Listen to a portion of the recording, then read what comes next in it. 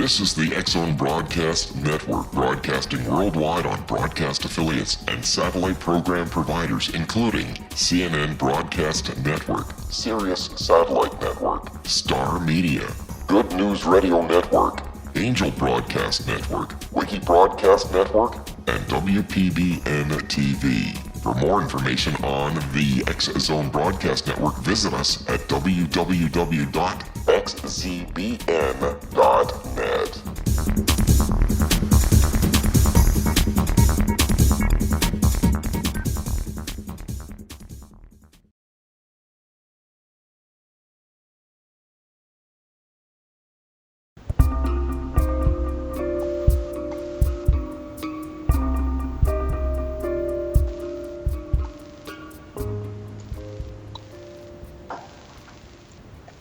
Hey, welcome to the Shock Factor. I'm your host, Dave Shock, and tonight we have Marc Dantonio with us. Marc has a degree in astronomy and is MUFON's chief photo and video analyst. He is CEO of FX Models, a model making and special effects company specializing in digital, physical models, and organic special effects in the film industry. He has done extensive work in the film and television arena, appearing regularly on a number of networks. And his efforts creating UFOTOG 2, and we'll get into that, is a remote UFO detection system with Douglas Trumbull. It promises to bring ufology into the 21st century. And with that, I welcome Marc to the show. Welcome, Marc. Hey, Dave. Thank you for having me. Great to be here. Yeah, great.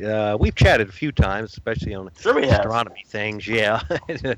And we've kind of get some people's minds going sometime when we start in some of our stuff. But tonight I wanted to get into something, and right away I wanted to touch on something that I could not believe that this is a first for me, seeing that California has issued an earthquake advisory. Now, I can't say I have ever seen them do something like this, but I know there has been a swarm of earthquakes in the Salton Sea, which is Southern California. So they're saying that they actually expect a large earthquake to happen within a week or something. And this is like a mag 4 or 5, right? They're talking about mag 4? They said 4 or 5 above. They said at least that, and then above, and it could be even a large one. But I'm just amazed that they're actually issuing an advisory. This is the first that I've ever seen. So, well, I'm amazed they can actually predict it, Dave, to be honest with you, because, they're not very good at predicting earthquakes. I mean, the best we could do is actually watch, sea life in the ocean, watch how they behave, and you see how, they predict tsunamis. Yep. Living in Ohio, I actually experienced something. Now, we've had a few, and some years back, about 10 minutes before an earthquake we had there, our one dog started going nuts. And I looked at it and I said, this is strange. I said, is this like going to happen, an earthquake? Boom! Within minutes of me saying that, we had an earthquake, and it was on the news. I could not believe it. Wow. So animals are good at that too. But this has just been amazing. All of our Southern California listeners, look out. There could be one. I just thought I'd touch on that. I actually looked at the USGS site on the earthquakes. You can look at the live map. And that swarm at the Salton Sea is the most amazing little set of earthquakes I have ever seen. There's hundreds of them. In the last 7 days, there is hundreds and hundreds of just 1 and 2 magnituders, but still just a swarm. So I guess they've issued that. But well, that represents some type of movement anyway. Mm-hmm. Yeah, it is something. Well, on to exoplanets. This has been really great. I mean, recently we've had so much in exoplanet findings that it's been amazing. I mean, like Proxima Centauri, what's that, 4.25 light years away? Yeah. And the Gliese, when they found them, and they're less than 50 light years away, isn't it? Gliese. Well, there's a number of Gliese. Yeah. The one that they detected, I think they'd said looked like a probable good one, and it was less than 50 or something like that. But it sounds like Gliese 581. The star. Okay. Yeah, because there's one component, one planet F. It's called. They number them. B, C, D, E, F are the planets. So Gliese 581 F is this particular planet. It's smack dead center of its habitable zone. That not too hot, not too cold spot that our Earth is in on our star. Mm-hmm. And this planet is in that same exact spot around its star. So it's actually pretty interesting. Now, the only difference is the star is not like the sun. It's a red dwarf star, meaning that it's only probably about a tenth of the luminosity of our sun, meaning only 1/10 of the energy output. And that means that its habitable zone could literally put the planet close enough to the star such that its year would only be a few days, as opposed to 365 of ours. Now, we find that pretty often that these red dwarfs, which are also called M stars, M as in Mike. These particular stars are actually very slow burning. They live 20, 30 billion years, and planets have a long time to form around them. And we find that these stars have the most planets of all, and it's rather interesting. It's a brand new science because you can't see a single M star with your eye. And you can see thousands of stars in the sky, but not one of them is an M star. They're all too dim to see with the eye. Well, say we were at Gliese F there, 581F, and we look towards our star. Will we actually be able to see our sun? Yeah, well, our star would be, it would blend in with, of course, all the rest of the background stars, but it would be there. Because our star is, it's almost 1 million miles across. It's a G25, meaning it's a second, second star, along to the G classification, the G2 as opposed to a G1 or G0. Well, yeah, that's great. But we have to take our first break real quick.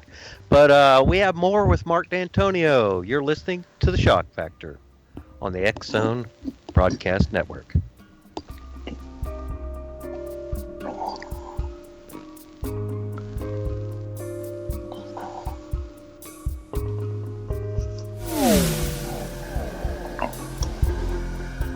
This is Kevin Randall.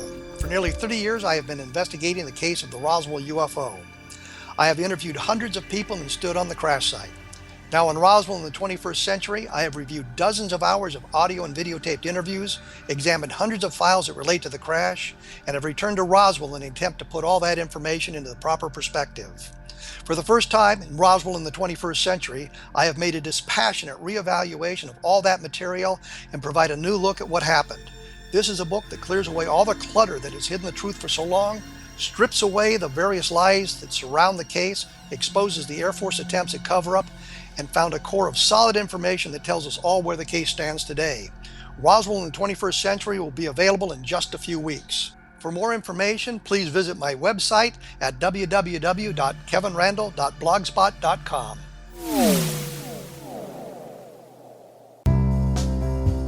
Gibbs A. Williams, Ph.D., is a practicing psychoanalyst, supervisor, researcher, and author in New York City. Much of his life has been dedicated to understanding nature and the uses of meaningful coincidences or synchronicities. His radical and original non-Jungian, non-mystical, non-magical theory of synchronicities illuminates much of the fog surrounding this challenging and perplexing topic. His ideas and manners are fresh, presented in a style that is both entertaining and highly informative. He is also an expert on crisis intervention, specially focused on violence reduction for the police and citizens, mastering anxiety, frustration, and stress without the use of medication, and effectively preventing and treating heroin addiction. Dr. Williams can be contacted at his email address at gwwilliamsny11@aol.com or visit his website at www.drgibbswilliams.com.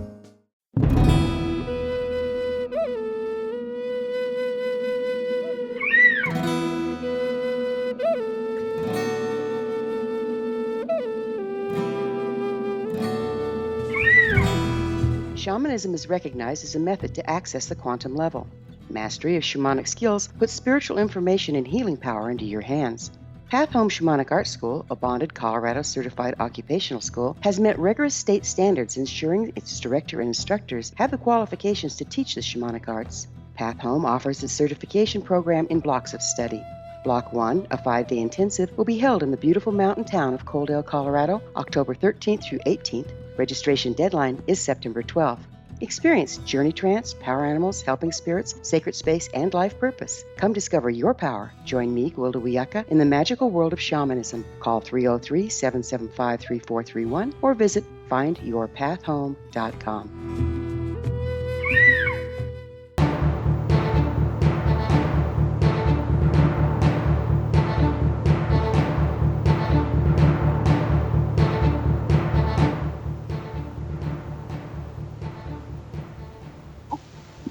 All right, welcome back to the Shock Factor. We have Marc Dantonio on, and we were touching on exoplanets, which is, as an amateur astronomer I am, I just love this stuff, and we'll keep on that for a few minutes. Now, this Proxima Centauri, this one here, I heard something about the days on it are extremely short too, or years, I should say. Yeah.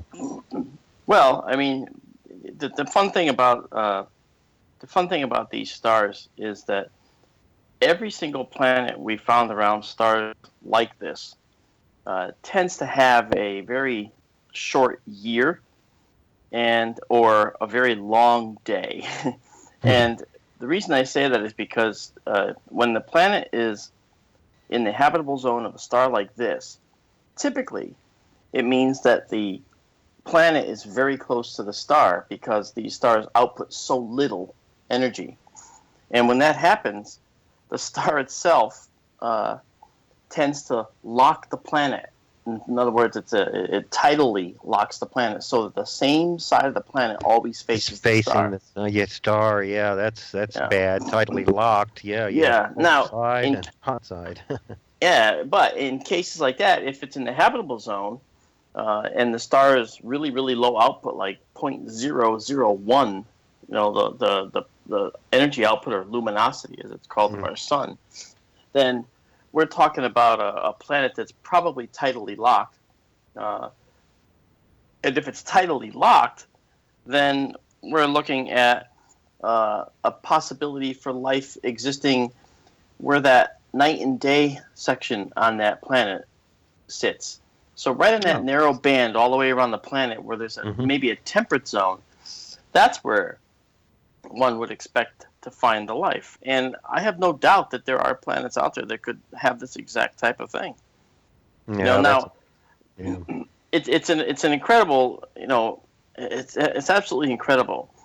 Now, this particular planet around Proxima, they predict it goes around the planet once around the star every 11 days. So that's Mercury goes around. Mercury's the closest planet to our sun, and Mercury's surface is hot enough to melt lead.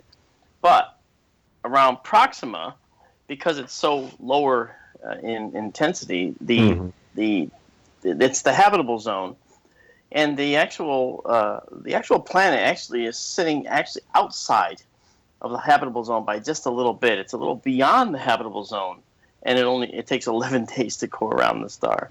That's amazing. Yeah. It's that fast. Yeah. What the stars would look like if you're on the planet looking up? Would they be streaking or? No, not at all. But at 11 days going around the sun, you'd see the full seasons like we see on Earth, almost identical actually seasons, except you'd have two other stars in your sky that are fairly bright, and you'd actually probably see them during the day. Right. Alpha Centauri A and B, because Alpha Centauri is a triple star system, with Proxima being the third star orbiting the other two. It's at a farther distance, and it orbits these other two that are much closer to each other, and which are more like our sun. So it's kind of cool to just imagine all this stuff, and it is. That's why I wanted to touch on it tonight too. Was that because it is amazing. We're finding so much more. Like we have the James Webb going to be launched, and that is going to be amazing when that thing's up. And a lot of people might not know, but that is going to be one heck of a telescope. Can you explain it a little bit to people so they know a little more about that one? Well, the James Webb telescope is obviously not up yet, but when it does go up, it's going to promise to extend our view of the sky in the same way that Kepler did.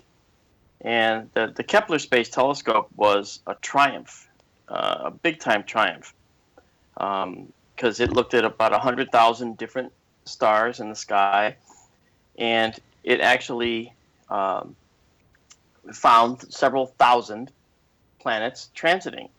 And the nice thing is that the Webb telescope is going to give us more capability and allow us to see, I'll say it this way, deeper than the Kepler could.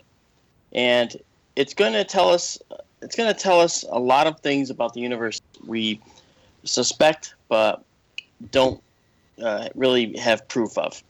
Okay, now this is an infrared telescope. Okay, so it's going to be looking in the infrared, which is a zone that the Kepler couldn't really look at. Okay, the Kepler doesn't have the infrared capability then. Right, it was doing well. It was looking for transits, so it was actually looking at light curves from stars. So right, yeah, the dimming right.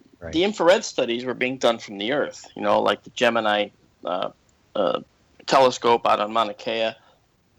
You know, and I talked to those guys, and I got the lowdown on what they're doing. And let me tell you, I mean, even from Earth, we can see wonderful things, even looking through our atmosphere. But if we're looking at infrared, we're crippled a little bit because our atmosphere does bad things to infrared light, and we don't see exactly what we can see.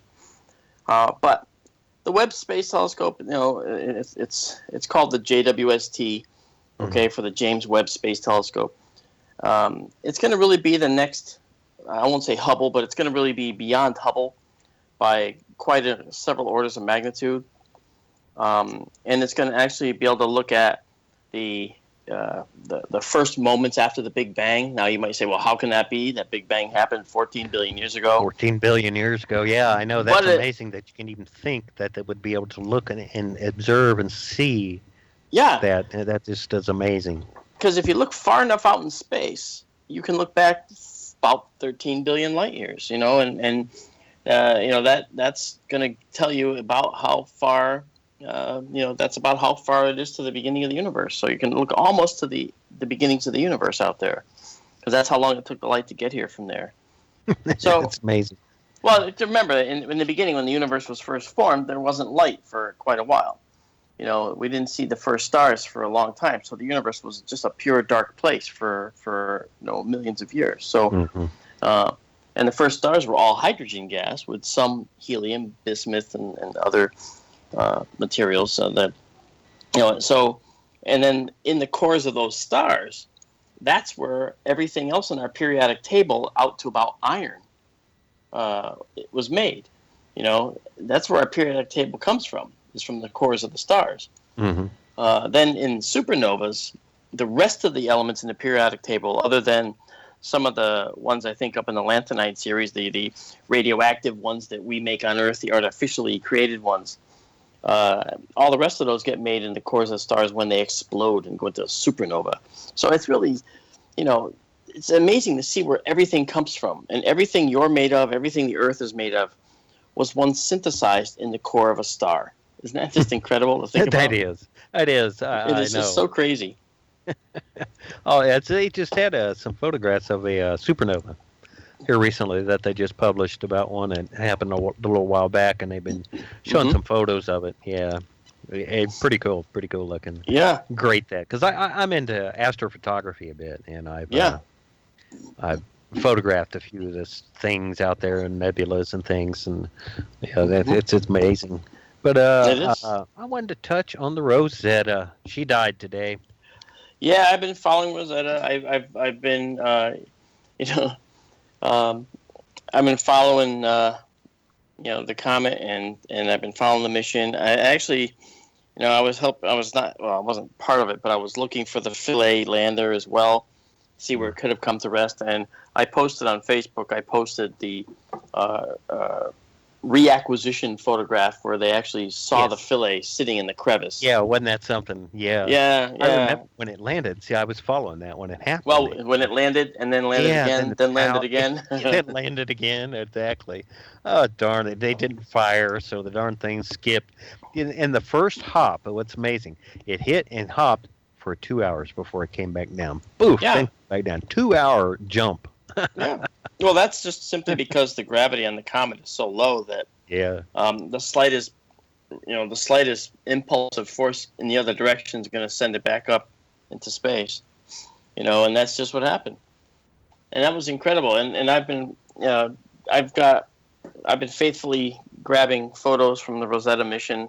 Mm-hmm. And what's interesting is you look at it and it looks unlike any body in space we've ever really seen. It doesn't look like a moon. It doesn't look like a planet. It doesn't look like an asteroid. It looks very different. It looks like what we now have to call comets. The comet looks gray, but in fact, that's just because of the way they had to take the picture. Believe it or not, the comet is almost black. It's actually almost nearly black. And they had to stretch the contrast to make it look as you see it in those photos. It's not gray at all. Color. Okay, yeah. It's very, very dark charcoal gray, almost black. Now, you say, well, how can that be if it's made of ice? Well, that can be because of the nature of all the processes that happen on the surface of a comet.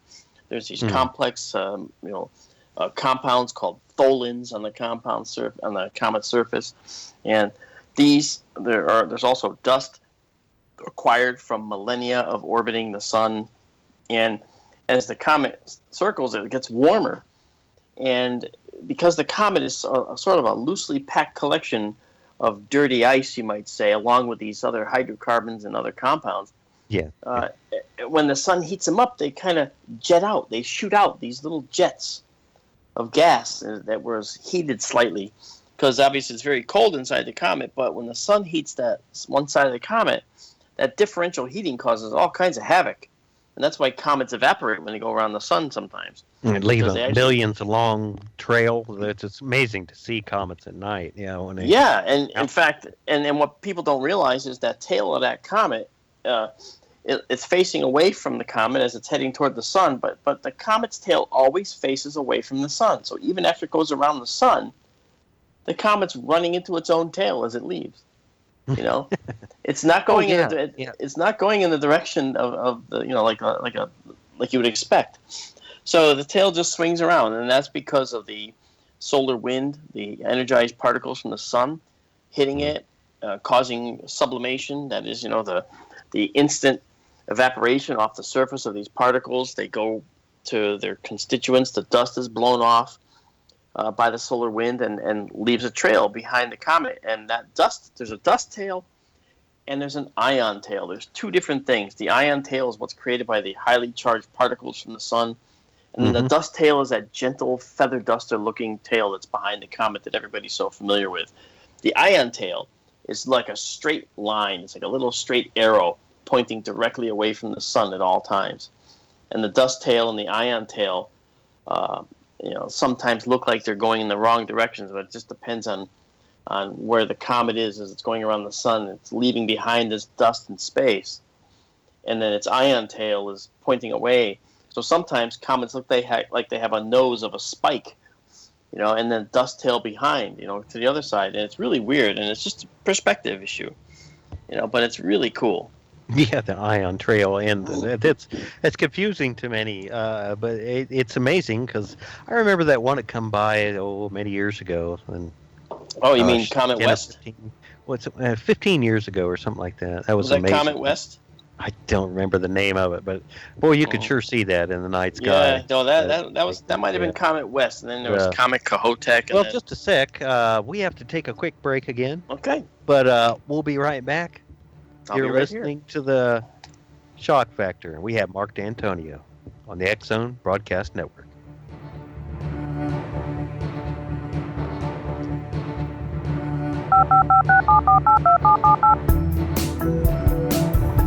Did you know that when you're on the road with limited data or Wi-Fi, you can still listen to the X-Zone radio show with Rob McConnell, The Science of Magic with Gwilda Wiyaka, High Tech with Corey Kay, and every minute of the 24/7, 365 programming of the X-Zone Broadcast Network by calling 712-432-9459, courtesy of TalkStream Live. No smartphone, app, or internet needed. It saves your data plan, and it's free if you have unlimited minutes. Call 712-432-9459 to listen on any phone, anytime, anywhere. Remember, 712-432-9459 for the best of paranormal, new age, thought-provoking, sci-fi radio programming 24/7, 365.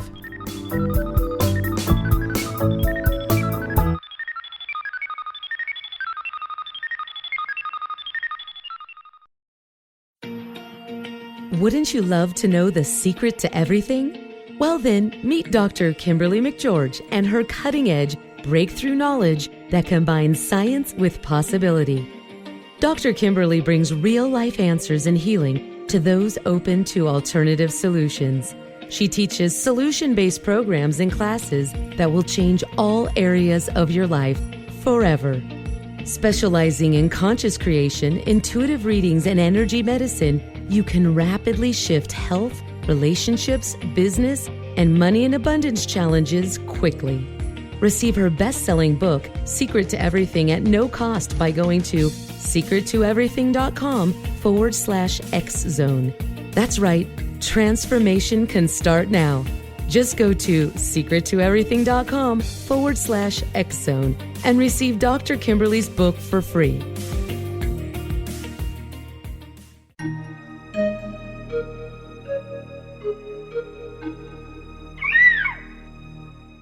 While science pursues fact, magic accesses the quantum level, bridging random facts to form truth. As long as science and magic remain separate and polarized, the truth cannot be known. I'm Gwilda Wiyaka. Join me on the Science of Magic radio program, dedicated to unification and evolution of consciousness. During each episode, I'll be speaking with experienced and respected scientists and mystics. From astrologers to astronomers, from medical doctors to shaman, the scientific method to dowsing and intuition, we'll weave together information from seemingly divergent practices to promote unity and enlightenment. Join me, Gwilda Wiyaka, and the Science of Magic right here on the Mutual Broadcast Network. For more information, visit www.thescienceofmagic.net.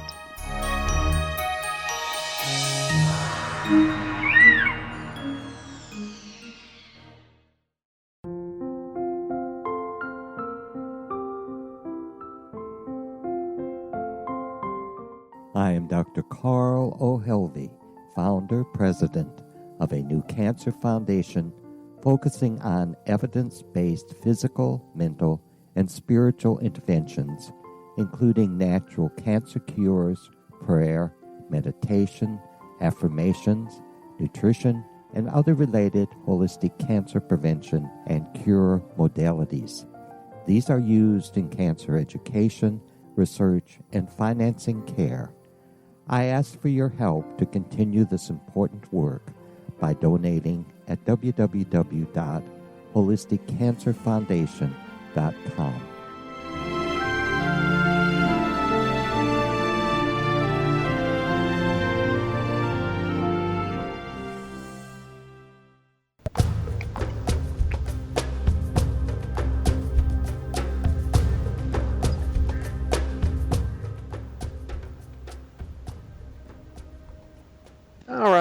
Welcome back to the Shock Factor.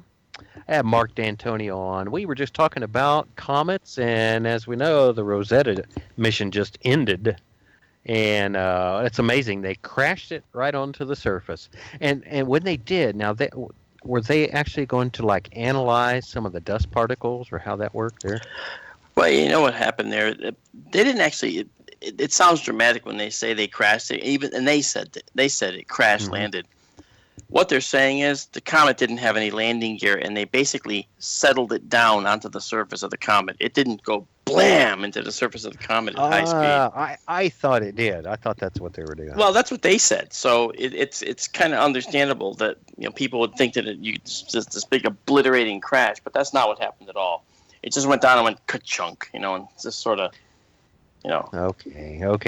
They settled it down to the surface. I know they made it sound so dramatic, but it wasn't nearly as dramatic as that. It just settled down onto the surface, Mm-hmm.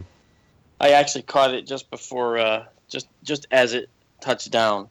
Yeah, I've been busy all day, so I didn't get a chance to check out any of the recent photos that they had posted or anything.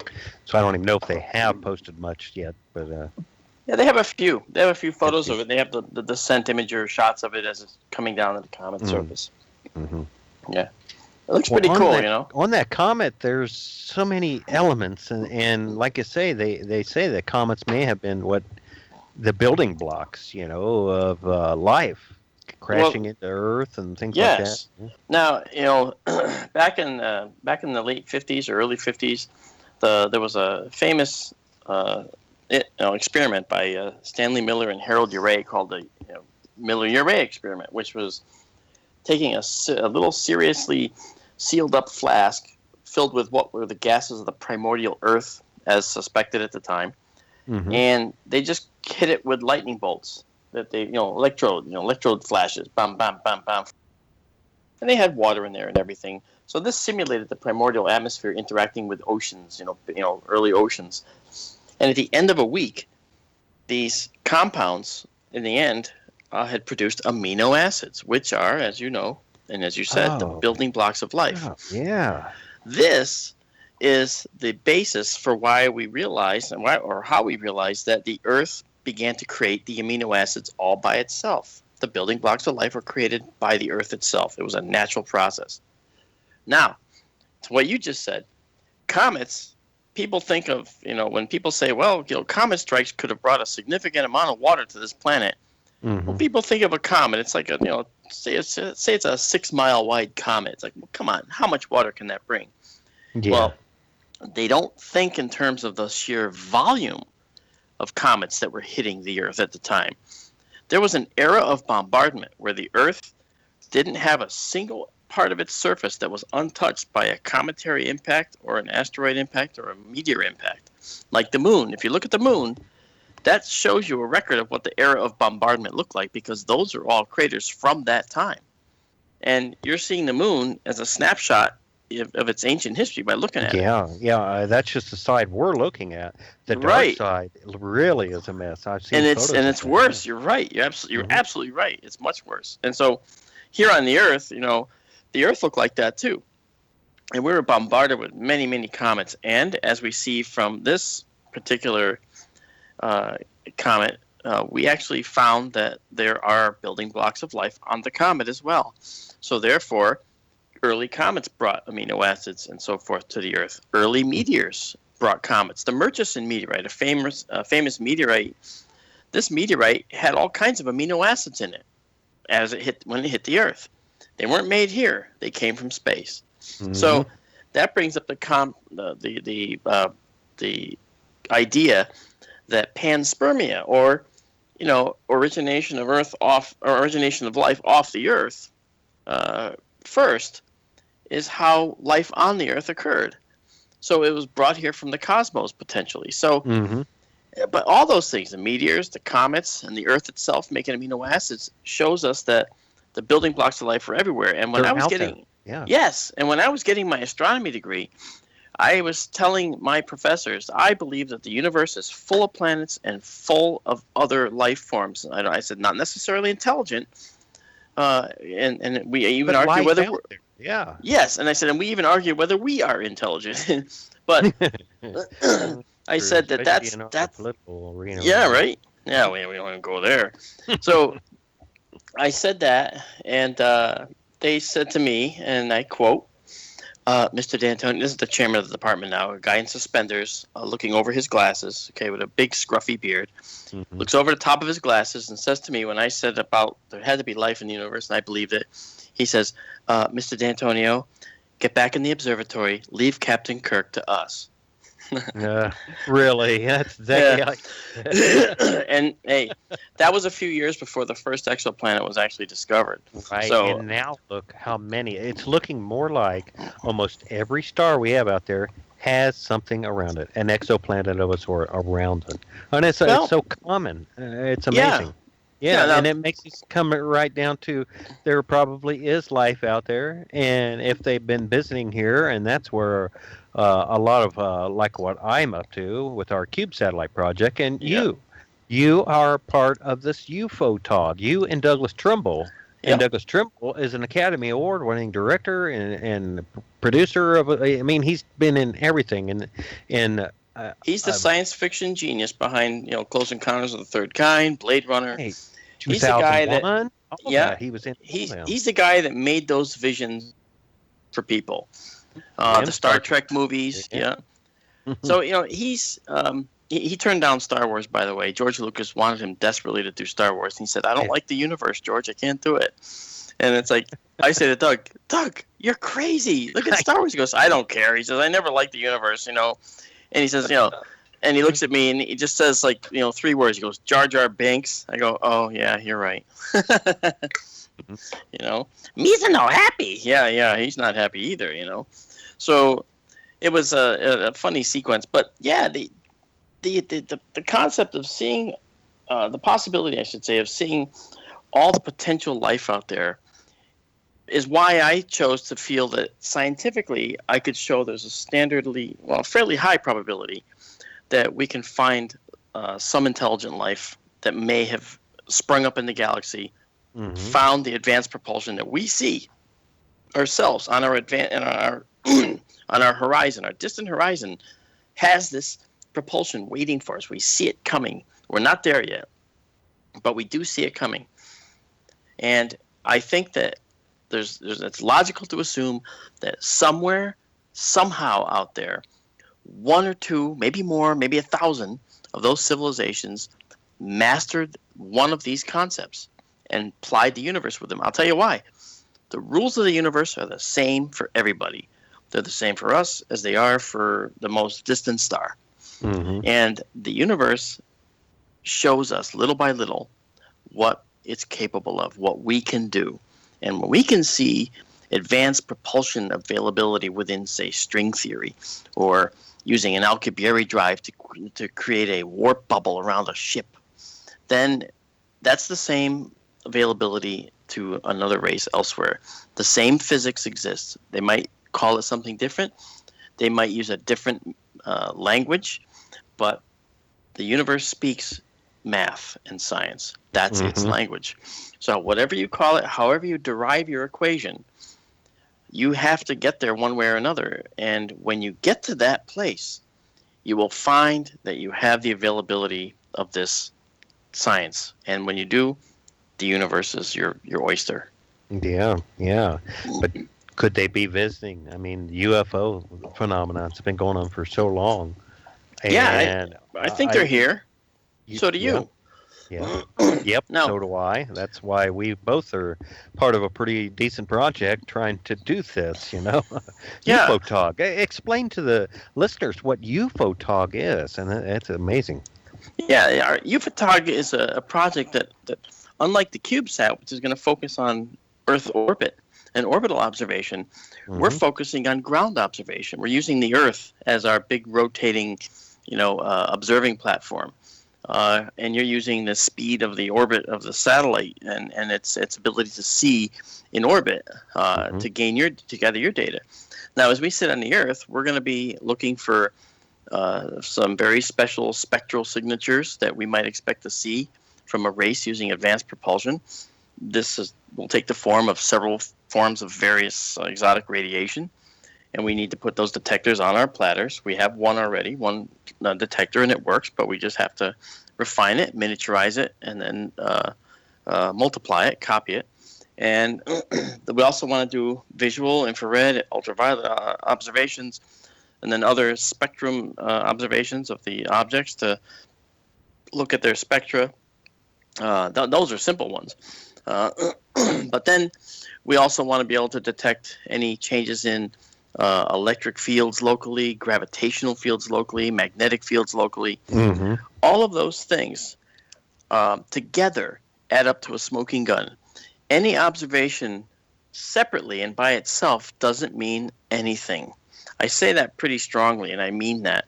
If you see a white dot in the sky visually, all right, and then it just winks out and is gone, that means nothing. But if that white dot winks out, at the same time you get a burst of gamma rays from that white dot, or a burst of Hawking radiation, or the local gravity changes, or the magnetic field spikes, that, you see, that becomes a smoking gun, because those are two separate observations from two separate or several separate instruments that are all looking at the same occurrence in the sky. And yeah, you see what I mean?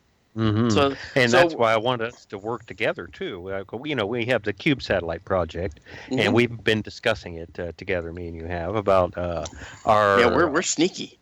Yeah. we're going to work together. Uncover here. these sons of guns. Yeah, we're going to uncover these guys. We can have something like I say. We see something, and get a magnetometer reading and radiation detection, have a photo of it going down in over Connecticut, where you're from there, and UFOTOG catches it and gets it also. I mean, we're going to have undeniable proof with what you read and what we read, and that's why we're our new technologies today going into this UFO stuff. It's just fantastic. Well, UFOTOG too. I love it. Yeah, that's why, and initially I had reservations about CubeSat because I didn't know what you were going to do. But now that I know what you're doing, I am totally enthusiastic about it and all for it, because that was my ignorance before, not realizing where you're going with this thing. And I just think it's just a fantastic project. I wish it all the greatest success. I wanted to find something. And I wanted to find something at the same time we find something. Exactly. Can you imagine the day when you see something over Indiana, okay, and we're set up down in northeastern Colorado or western Kansas with several of our UFOTOG units. We set them up in threes, like triads we call them, because then they can triangulate and do all kinds of cool stuff, and they talk to each other because they're like little children. They got to talk to each other, these systems, and they'll be able to coordinate observations together. And so you see something, say, over Indiana, and it's heading west. Then we see the same object, and we triangulate its position. There we go. See, Mark, I got to cut you. We're at the end of this segment, but no worries. More with Marc Dantonio. You're listening to The Shock Factor on the X Zone Broadcast Network.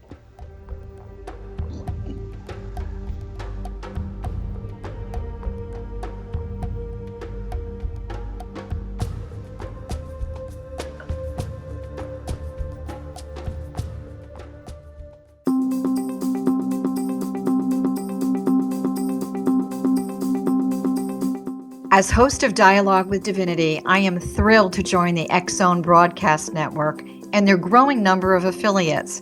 My quest for a connection to the divine ignited my successful career path as an international spiritual counselor for over 40 years, an author of 4 books, and well-known metaphysical educator. My clients call me their spiritual mama.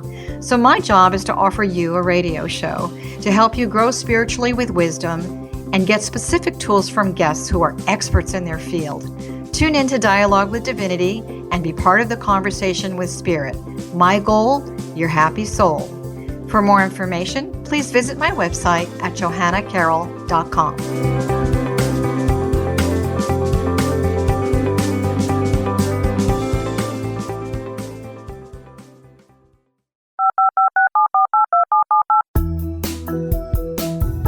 Did you know that when you're on the road with limited data or Wi-Fi, you can still listen to the X Zone radio show with Rob McConnell, The Science of Magic with Gwilda Wiyaka, High Tech with Corey Kay, and every minute of the 24/7, 365 programming of the X Zone Broadcast Network by calling 712-432-9459, courtesy of TalkStream Live. No smartphone, app, or internet needed. It saves your data plan, and it's free if you have unlimited minutes. Call 712-432-9459 to listen on any phone, anytime, anywhere. Remember, 712-432-9459 for the best of paranormal, new age, thought-provoking, sci-fi radio programming 24/7, 365.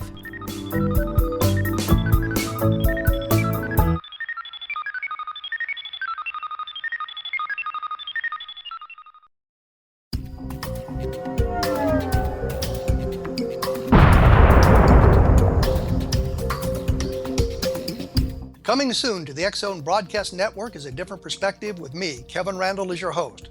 We'll be taking a close look at what is happening in the world of UFOs today with side trips into the paranormal.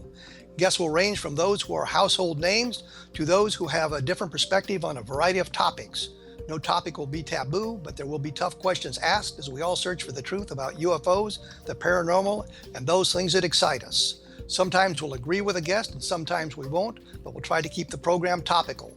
For those of you who would like to read, be sure to visit www.kevinrandle.blogspot.com and remember to listen to the other fine programs on the X Zone Broadcast Network at www.xzbn.net.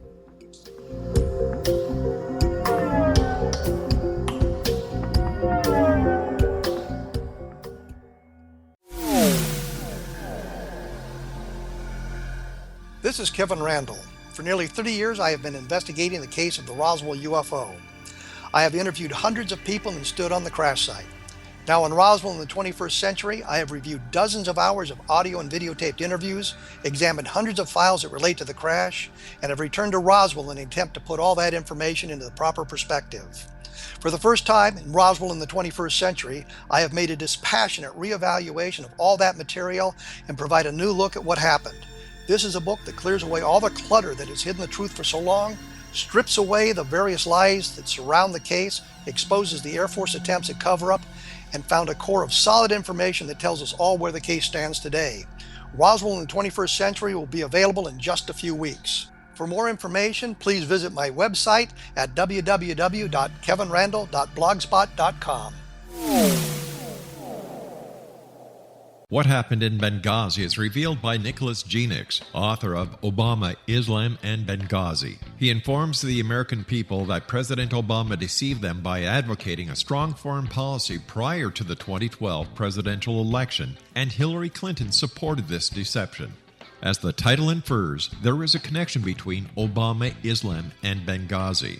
Ample evidence informs Americans that Obama's early indoctrination in the Quran developed an affinity for Islam, why the Quran is the source of discontent in many countries, and why the Obama foreign policy deception led to poor military action and caused the loss of American lives in Benghazi.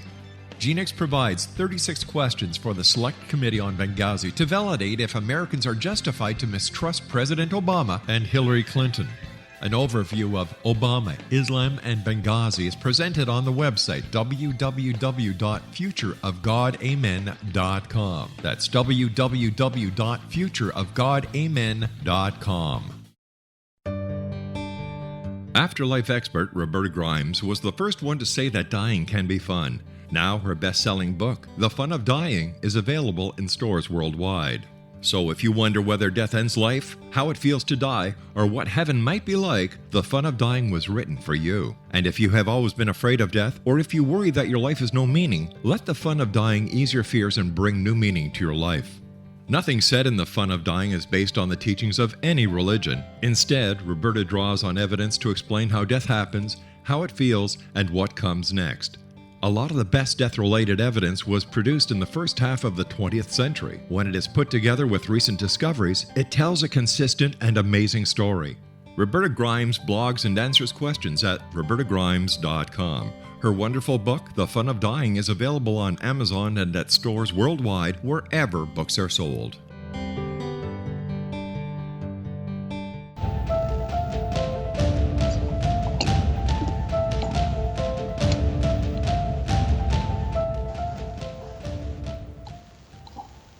All right, we're back with the Shock Factor. I'm Dave Shock, your host, and we have Marc Dantonio on with us. And Marc, we were just touching on how our systems can work together, and it was like you were saying, you're going to have three, basically a triangulation of having three units. You're saying? Yeah, the whole idea is that we want to have a minimum of two, but three, typically in an equilateral triangle layout about a mile apart from each other. This will give us the option to determine whether an event is local or extended, that is, distant. Distance, yes, exactly. And, of course, at a mile distance, we can triangulate very well, and all the way up to anything in orbit, as a matter of fact. And because the things we might expect to see is something coming into a medium orbit, say 200 to 500 miles above the Earth. Right. And we'll be able to triangulate that with a mile distance between us. And if we have to shorten it or increase it, we can do it. But the nice thing is the two units of the three are going to communicate with each other and focus on the same sighting of any object. Say it's a distant airplane. Mm-hmm. The first one sees it, and it sends the alert off to the other two in its triad. All right. Meanwhile, it doesn't report anything to us yet. Then the other two start looking for it at the location that this thing says it saw it. All right. And they try to basically see if it's in the darkness. That is to say, they operate in that one area in the sky where it should be. That's the goal here for us. And they try to enhance it such that they can see it too. If they can see it, they can triangulate it. And if they discover that it's at 30,000 feet and moving at 400 miles an hour, then, you know, and it has a transponder code on it, because we have we do have a transponder decoder as well that's going on these. That's a great idea. Yeah, I mean, a simple idea, right? I mean, they're $40, you know, you can buy them. You know, they're not expensive for the guts of a decoder. And so these can go on the units, and they don't take a whole lot of wattage. And basically, if it sees an object, then it'll turn on the transponder decoder and say, okay, do you hear anything? Oh, I'm awake now? Oh, yeah, I hear something. I'm getting a squawk code of 1200. Oh, well, it's some military plane or whatever, you know. Right. That kind of thing. So that's how we'll know that, you know. Well, that's great. That's good. Yeah, and so it's all these little things, all this little corroboration. Now, we already had some calls from our defense boys, you know, and you know, I make no bones about it. I've done classified work for the Navy for many years. I've got a shop here, a visual effects shop and a model making shop where I do stuff for them. And it's funny how people go online and say, have you seen all the 3-letter agencies he's worked for? And they make it sound like they really researched and dug hard to find this information. And I point out, right on that same website, I pointed out, all you had to do was click once. I put it right in my client list. I'm not trying to hide it. I'm showing you what I do. That works for you, not against you. You just got to, you know, deal with it. You know, I've actually got things brought to light that were, you know, never going to be brought to light, but they were brought to light precisely because I harped on the Navy to release these facts about this thing that was flying out in Idaho, for instance, that people thought was a UFO. I mean, it looked for all the world like one. It was advanced technology. It was flying around. It took off from the surface of the water and then landed on the water and went back underwater. It's like, what the heck was that? Yeah. It was a flying sub from Voyage to the Bottom of the Sea is what it was. Yeah, the flying sub. That's one exactly of my favorite old shows. Yeah, that's what it was. It's on every weekend. I don't know if you knew that. What's that? It's on every weekend. Oh, I see it on demand, so I just. Oh, okay. I was gonna say it's on every I'm week spoiled. on TV. I'm spoiled, Dave. I never watch TV anymore. I go online, see it all online. You are spoiled. I haven't watched a commercial in years. Mark, when is UFOTOG going to be deployed? Do you have any idea? Well, right now we're working on the camera. In fact, I just sent a message to our chief scientist yesterday, who's working on the camera. He's the guy. He actually developed the Clementine Lunar Orbiter camera. He also has parts on Mars. He's developed a whole bunch of systems, and done some things for which he should have got a Nobel Prize because he saved hundreds of millions of lives. And but because it was all part of his job, he never got it. But he's our lead scientist. He's a genius, and you know, we give him all the respect he deserves. And so he's working on this camera for us, and it's going to be the camera is a two-pronged thing. We're going to use these little tiny cameras on top of our UFOTOG units, and there's going to be 7 of them, 6 around the ring and 1 looking up. And they're going to be 4K cameras, meaning they're going to be twice high definition resolution. And that gives us the ability to have each camera look at a fairly wide area of the sky. And by wide, I mean an overlapping field, but 7 cameras will take in the whole sky. So if you can logically divide the sky into 7 quadrants in your head, that's about how big each camera is going to see. That's great. Yeah, but it'll be able to zoom in to any one of those digitally and still have room to spare because it's going to be twice high definition resolution. Well, see, that's what I was going to say. If you're using a digital zoom, that cuts away from it. But if it's, like you say, 4K, that's twice. And it's extremely, extremely nice. Yeah. Yeah, and we won't have to do any of that processing on those platters. We call those platters, these things we're deploying. We can do all the processing later, and that's the nice part, see. So, they're going to be on there. The camera's going to be able to see in the infrared and the visual. The ultraviolet is going to be another sensor. But the camera chip we're using can see the infrared as well as the visual. And so the holdup for us is getting a hold of this special sensor. We've been trying to work with 2 different camera companies to get their chips. And we're not talking GoPros here, okay, or Canon. Right, okay? We're talking, specialty chips from a specialty engineering camera manufacturer. So, and we're trying to make the platters, reasonably priced too. Currently we have 7 cameras. If it turns out that it's going to be far more expensive for the camera, then we're going to figure out a way to do it with say, 4 cameras or 3 wider angle cameras. And it get the same result. We might be able to, but right now the design calls for 7 cameras per platter, and they're going to be tiny little cameras, smaller than a GoPro, with a superior lens system to a GoPro. But we'll see. And we have the cameras. The cameras actually, the circuit is all designed. In fact, a prototype camera already exists, and it's beautiful. It does beautiful imagery. And what we have to do is we want to port that to a circuit board, and then we want to stamp them out like jelly beans. And we might integrate all these things together on board the platters using something like a Raspberry Pi, or maybe an Arduino, or maybe we're just going to go right for what the DoD uses.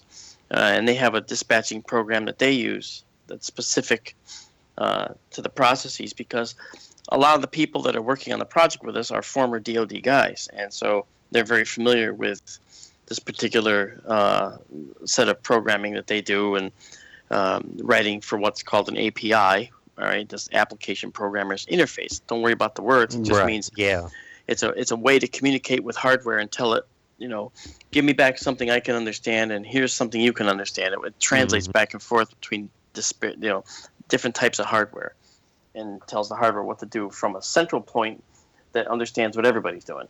So, that's kind of where we are. And we got a couple of programmers on with us, so it's that's good. Good. I think it's going to work out. As long as you're ready when we're up. Now, we're not set. Our launch date is set for, let's see, late spring, early summer next year. Are you going to be ready? Yeah. Yep, we should be, as long as we get all our money raised. We're still working on all that. Let's pray for that at the end of the year. But, we should be ready. Yep. I saw a model of the CubeSat out there. Do you actually have a company that's going to build the CubeSat for you yet? We have a private, a fellow who works for AFIT, actually, the Air Force Institute of Technology. He works at Wright-Patterson Air Force Base. Okay. And he's actually the one building it. He likes the UFO stuff, and Matt Lippert, he's the one building it, and he actually works on CubeSats for the military, so he knows what he's doing. Yeah. All right. So you got the benefit of their white room and all that stuff, and their clean room facilities? It'll be his basement's white room. Okay, so he's doing it as okay. Yes. Yeah. The Air Force probably wouldn't too much like that, especially at Wright-Patterson building a UFO detecting satellite. I don't think. I mean, it's all in the language, when Doug was looking for funding for UFOTOG, saying we want to hunt down UFOs. He just got that blank stare that you also understand, and that everybody listening is nodding their head saying, nobody wants to give it to the tinfoil hat crowd. I get that. But if you turn it around and you just turn it into pure science and say, no, we're not. We're just a aerial anomaly hunter. That's all we're doing. We're hunting aerial anomalies. They could be meteorites. They could be space junk. Oh, okay. Well, that's interesting. Yeah. That's something I can understand. Yeah, and by the way, we saw this weird thing. Yeah. Hey, we're running out of time. We're getting down there, but I wanted to ask you one thing. Sure. Going to Mars. Would you go on Elon's little trip there in 5 years? Well, Doug was talking with Elon Musk, and he's getting some permission to put some cameras on the ISS resupply craft. So the jury's still out for me on whether I would actually go. I probably wouldn't, only because I might not get Wi-Fi internet, and that would really make me crazy. You go. I understand. Well, hey, Mark, I want to thank you for being on. David, it was a pleasure. I enjoyed it. Yep, great to get with you. If you want to hear to Marc, fxmodels.com. Thank you very much. Thanks for tuning in.